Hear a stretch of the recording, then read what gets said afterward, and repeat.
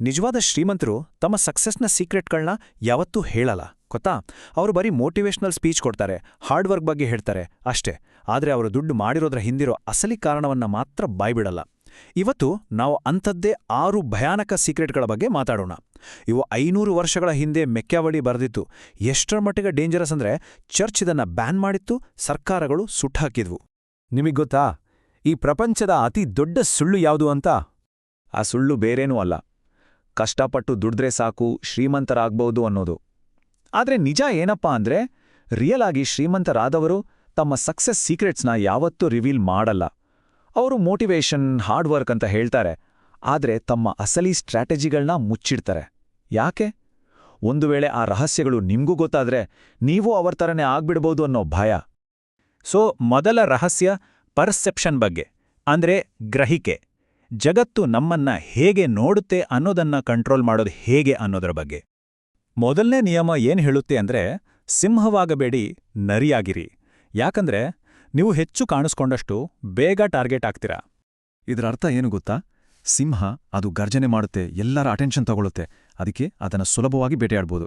ಆದರೆ ನರಿ ಅದು ಸೈಲೆಂಟ್ ಆಗಿ ಕಣ್ಣಿಗೆ ಕಾಣಿಸ್ದೇ ಇರುತ್ತೆ, ಅದಕ್ಕೆ ಅದು ಸರ್ವೈವ್ ಆಗೋದು. ನಾವು ಯೂಟ್ಯೂಬ್ ಅಥವಾ ಇನ್ಸ್ಟಾಗ್ರಾಮಲ್ಲಿ ನಮ್ಮ ಹೊಸ ಕಾರು, ಹೊಸ ವಾಚ್ ಫೋಟೋ ಹಾಕ್ತೀವಲ್ಲ, ನಾವು ಮಾಡ್ತಿರೋದಿದನ್ನೇ. ನಾವು ಕೂಲಾಗಿ ಕಾಣಿಸ್ತಿಲ್ಲ, ಬದಲಾಗಿ ಬೇಟೆಗಾರರಿಗೆ ಟಾರ್ಗೆಟ್ ಆಗ್ತಿದ್ದೀವಿ. ಇದಕ್ಕೆ ಬೆಸ್ಟ್ ಉದಾಹರಣೆ ಜಿಯೋವಾನಿ ಡಿ ಮೆಡಿಶಿಯಾ ಕಥೆ. ಆತ ಇಟಲಿಯ ಅತ್ಯಂತ ಶ್ರೀಮಂತ ವ್ಯಕ್ತಿ, ಆದರೆ ಡ್ರೆಸ್ ಮಾಡ್ತಿದ್ದಿದ್ದು ಮಾತ್ರ ಒಬ್ಬ ಸಾಮಾನ್ಯ ಮನುಷ್ಯಂತರ. ಯುರೋಪ್ನ ರಾಜರೇ ಅವನಿಗೆ ಸಾಲ ತೀರಿಸಬೇಕಿತ್ತು, ಆದರೆ ಬೀದಿಲಿ ಹೋಗೋ ಯಾವೊಬ್ಬನಿಗೂ ಇವನು ಯಾರು ಅಂತಾನೆ ಗೊತ್ತಿರಲಿಲ್ಲ. ನೋಡಿ, ಕಣ್ಣಿಗೆ ಕಾಣಿಸ್ತಿರೋದೇ ನಿಜವಾದ ಪವರ್ ಅಂದ್ರೆ. ಹಾಗಾದ್ರೆ ಇಲ್ಲಿ ಮುಖ್ಯವಾದ ಪಾಯಿಂಟ್ ಏನು ಅಂದ್ರೆ, ಶ್ರೀಮಂತರು ಬಡವರಂತೆ ನಟಿಸ್ತಾರೆ, ಮತ್ತೆ ಬಡವರು ಶ್ರೀಮಂತರಂತೆ ನಟಿಸ್ತಾರೆ. ಇದು ಜಸ್ಟ್ ಒಂದು ಸ್ಟ್ರಾಟಜಿ, ಹೆಮ್ಮೆ ಪಡೋ ವಿಷಯ ಅಲ್ಲ. ಸರಿ, ಕಣ್ಣಿಗೆ ಕಾಣಿಸ್ದೇ ಇರೋದು ಮೊದಲನೇ ಸ್ಟೆಪ್. ಈಗ ಆ ನೆರಳಲ್ಲೇ ಇದ್ದು ಪವರ್ ಬಿಲ್ಡ್ ಮಾಡೋದು ಹೇಗೆ ಅಂತ ನೋಡೋಣ. ಒಂದು ಕಹಿ ಸತ್ಯ ಹೇಳ್ತೀನಿ ಕೇಳಿ. ನಮ್ಮ ಅತಿದೊಡ್ಡ ಶತ್ರು ನಮ್ಮ ಮುಂದೆ ನಿಂತು ಚಾಲೆಂಜ್ ಮಾಡೋನಲ್ಲ, ಬದಲಿಗೆ ನಮ್ಮ ಮನೆಯಲ್ಲೇ ಕೂತು ನಮ್ ಜೊತೆನೇ ನಗ್ತಾ ನಮ್ಮ ಸರ್ವನಾಶವನ್ನ ಬಯಸೋನು. ಒಂದು ಉದಾಹರಣೆ ಕೊಡ್ತೀನಿ ಕೇಳಿ. ಮುಂಬೈಯಲ್ಲಿ 100 ಕೋಟಿ ವ್ಯಾಲ್ಯೂಯೇಷನ್ ಇದ್ದ ಒಂದು ಸ್ಟಾರ್ಟಪ್ ಸಂಸ್ಥಾಪಕ ಒಂದು ಪಾರ್ಟಿಯಲ್ಲಿ ತನ್ನ ಬಿಸ್ನೆಸ್ನ ಕಂಪ್ಲೀಟ್ ಸ್ಟ್ರಾಟಜಿಯನ್ನ ಎಲ್ಲರ ಜೊತೆ ಹಂಚಿಕೊಂಡ. ಏನಾಯ್ತು ಗೊತ್ತಾ? 6 ತಿಂಗಳಲ್ಲಿ ಅವನದೇ ಸಿಟಿಒ ಮತ್ತು ಮಾರ್ಕೆಟಿಂಗ್ ಹೆಡ್ ಆ ಸ್ಟ್ರಾಟಜಿಯನ್ನ ಅವನ ವಿರುದ್ಧನೇ ಬಳಸಿದ್ರು. 2 ವರ್ಷದಲ್ಲಿ ಕಂಪನಿ ಕ್ಲೋಸ್ ಆಯಿತು. ಅವನು ಮಾಡಿದ ಒಂದೇ ಒಂದು ತಪ್ಪು, ತನ್ನ ಪ್ಲಾನ್ಗಳನ್ನ ಎಲ್ಲರ ಮುಂದೆ ಹೇಳಿದ್ದು. ಈ ಪಾಠವನ್ನ ಯಾವತ್ತೂ ಮರಿಬೇಡಿ. ನಿಮ್ಮ ಸಕ್ಸಸ್ ಬಗ್ಗೆ ಯಾರಿಗೂ ಗೊತ್ತೇ ಇಲ್ಲ ಅಂದ್ರೆ ಅವರು ನಿಮ್ಮನ್ನ ತಡೆಯೋಕೆ ಸಾಧ್ಯನೇ ಇಲ್ಲ. ನಿಜವಾದ ಪವರ್ ಅಂದ್ರೆ ಏನು? 5 ಮಿಲಿಯನ್ ಫಾಲೋವರ್ಸ್ ಇರೋ ಇನ್ಸ್ಟಾಗ್ರಾಮ್ ಇನ್ಫ್ಲೂಯೆನ್ಸರ್ ಹತ್ರ ಇರೋದಾ? ಅಲ್ಲ. ನಿಜವಾದ ಪವರ್ ಇರೋದು ಅವರ ಹಿಂದೆ ನಿಂತು ಅವರಿಗೆ ಸ್ಪಾನ್ಸರ್ ಮಾಡುವ, ಆದರೆ ಯಾರೂ ಅವರ ಹೆಸರನ್ನೇ ಕೇಳಿರದ ವ್ಯಕ್ತಿ ಹತ್ರ. ಆ ವ್ಯಕ್ತಿ ಎಲ್ಲೂ ಕಾಣಿಸ್ಕೊಳ್ಳಲ್ಲ, ಆದರೆ ಎಲ್ಲ ಕಡೆ ಇರ್ತಾನೆ. ಹಾಗಾದ್ರೆ ಈ ನೆರಳಿನ ಸಾಮ್ರಾಜ್ಯವನ್ನ ಕಟ್ಟೋದು ಹೇಗೆ? ಮೊದಲನೇದಾಗಿ ಮಲ್ಟಿಪಲ್ ಇನ್ಕಮ್ ಸೋರ್ಸಸ್ಗಳನ್ನ ಕ್ರಿಯೇಟ್ ಮಾಡಿ. ಆದರೆ ಜನರಿಗೆ ನಿಮ್ಮ ಒಂದೇ ಒಂದು ಅತಿ ಬೋರಿಂಗ್ ಆದ ಇನ್ಕಮ್ ಬಗ್ಗೆ ಮಾತ್ರ ಹೇಳಿ. ಎರಡನೇದಾಗಿ ತೆರೆಮರೆಯಲ್ಲಿ ನಿಮ್ಮ ಟ್ಯಾಕ್ಸ್ ಅಡ್ವೈಸರ್, ನಿಮ್ಮ ಲಾಯರ್, ಈ ಥರದ ಪ್ರಮುಖ ವ್ಯಕ್ತಿಗಳ ಜೊತೆ ಸಂಬಂಧ ಬೆಳೆಸ್ಕೊಳ್ಳಿ. ಇದು ನಿಮ್ಮ ಪಬ್ಲಿಕ್ ನೆಟ್ವರ್ಕ್ಗಿಂತ ತುಂಬಾನೇ ವ್ಯಾಲ್ಯೂಯಬಲ್. ಇದೇ ನಿಮ್ಮ ನಿಜವಾದ ನೆಟ್ವರ್ಕ್. ಇಲ್ಲಿವರೆಗೂ ನಾವು ಮಾತಾಡಿದ್ದು ಹೊರಗಿನ ಪ್ರಪಂಚದ ಬಗ್ಗೆ.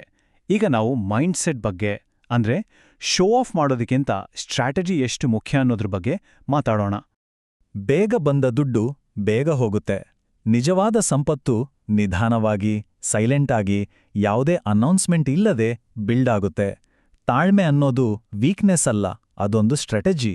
ನೆನ್ಪಿದೆಯಾ 2017ರ ಬಿಟ್ಕಾಯಿನ್ ಬೂಮ್? ಆಗ ಒಬ್ಬ ಹುಡುಗ 60 ದಿನದಲ್ಲಿ ತನ್ನ ದುಡ್ಡನ್ನ 5 ಪಟ್ಟು ಮಾಡ್ಕೊಂಡ. ಅವನು ಸ್ಕ್ರೀನ್ಶಾಟ್ಸ್ ಎಲ್ಲ ಶೇರ್ ಮಾಡ್ದ. ಅದರಿಂದ ಬೆದರಿಕೆಗಳು, ಟ್ಯಾಕ್ಸ್ ನೋಟಿಸ್ಗಳು ಬರೋಕ್ ಶುರುವಾಯ್ತು. ಕೊನೆಗೆ ಭಯದಿಂದ ಎಲ್ಲವನ್ನೂ ಕಳ್ಕೊಂಡ. ದುಡ್ಡು ಬಂತು, ಆದ್ರೆ ಗಲಾಟೆ ಮಾಡ್ಕೊಂಡು ವಾಪಸ್ ಹೊರಟೋಯ್ತು. ಪ್ರಾಮಾಣಿಕವಾಗಿ ನೀವೇ ಯೋಚನೆ ಮಾಡಿ. ನಾಳೆಯಿಂದ ನೀವು ಕೆಲ್ಸ ಮಾಡೋದನ್ನ ನಿಲ್ಲಿಸಿದ್ರೆ ನಿಮ್ಮ ಮನೆ ಎಷ್ಟು ದಿನ ನಡೆಯುತ್ತೆ? ನಿಮ್ಮ ಇನ್ಕಮ್ ನಿಮ್ಮ ಟೈಮ್ ಮೇಲೆ ಡಿಪೆಂಡ್ ಆಗಿದ್ರೆ ನೀವು ಇನ್ನೂ ಫ್ರೀ ಆಗಿಲ್ಲ ಅಂತ ಅರ್ಥ. ಇಲ್ಲಿರೋ ವ್ಯತ್ಯಾಸವನ್ನ ನೋಡಿ. ಫೆರಾರಿ ಕಾರ್ ತಗೊಳ್ಳೋದು ಒಂದು ಸ್ಮಾರಕ ಕಟ್ಟಿದ ಹಾಗೆ. ಅದು ಪ್ರತಿ ವರ್ಷ ನಿಮ್ಮ ಜೇಬಿಂದ ಹಣವನ್ನ ತೆಗೀತಾ ಇರುತ್ತೆ. ಆದರೆ ಒಂದು ಡಿವಿಡೆಂಡ್ ಪೋರ್ಟ್ಫೋಲಿಯೋ ಬಿಲ್ಡ್ ಮಾಡೋದು ಒಂದು ಸಿಸ್ಟಮ್ ಇದ್ದ ಹಾಗೆ. ಅದು ಪ್ರತಿ ತಿಂಗಳು ನಿಮ್ಮ ಅಕೌಂಟ್ಗೆ ಹಣ ಹಾಕ್ತಾ ಇರುತ್ತೆ. ಸ್ಮಾರಕಗಳು ಕಾಣಿಸ್ತವೆ, ಆದರೆ ನಮ್ಮನ್ನ ತಿನ್ನುತ್ತವೆ. ಸಿಸ್ಟಮ್ಗಳು ಕಾಣಿಸಲ್ಲ, ಆದರೆ ನಮಗೆ ತಿನ್ನಿಸ್ತವೆ. ಈಗ ನಾವು ಫೈನಲ್ ಮತ್ತು ಅತಿ ಆಳವಾದ ಪಾಠದ ಕಡೆಗೆ ಹೋಗೋಣ. ಇದು ಶ್ರೀಮಂತರ ಅಲ್ಟಿಮೇಟ್ ಸೀಕ್ರೆಟ್. ಮೆಕಿಯಾವೆಲ್ಲಿಯ ಅತ್ಯಂತ ಡೇಂಜರಸ್ ಪಾಠ ಅಂದ್ರೆ ಇದೇ: ಶ್ರೀಮಂತರಾಗಿ ಕಾಣಿಸೋದನ್ನ ನಿಲ್ಲಿಸಿ, ನಿಜವಾಗ್ಲೂ ಶ್ರೀಮಂತರಾಗಿ. ಐಕೆಯಾದ ಫೌಂಡರ್ ಇಂಗ್ವಾರ್ ಕ್ಯಾಂಪ್ರಾಡ್ ಬಗ್ಗೆ ಯೋಚಿಸಿ. ಅವರ ಆಸ್ತಿ $88 ಬಿಲಿಯನ್. ಆದ್ರೂ ಅವರು ಯಾವಾಗ್ಲೂ ಎಕಾನಮಿ ಕ್ಲಾಸ್ನಲ್ಲೇ ಟ್ರಾವೆಲ್ ಮಾಡ್ತಿದ್ರು, 15 ವರ್ಷ ಹಳೆಯ ವೋಲ್ವೋ ಕಾರ್ ಓಡಿಸ್ತಿದ್ರು, ಡಿಸ್ಕೌಂಟ್ ಕೂಪನ್ಗಳಂಗ ಬಳಸ್ತಿದ್ರು. ಜನ ಅವರನ್ನ ಜಿಪಣ ಅಂತ ಕರೀತಿದ್ರು. ಆದ್ರೆ ಅವ್ರು ಮಾಡ್ತಿದ್ದೇನು?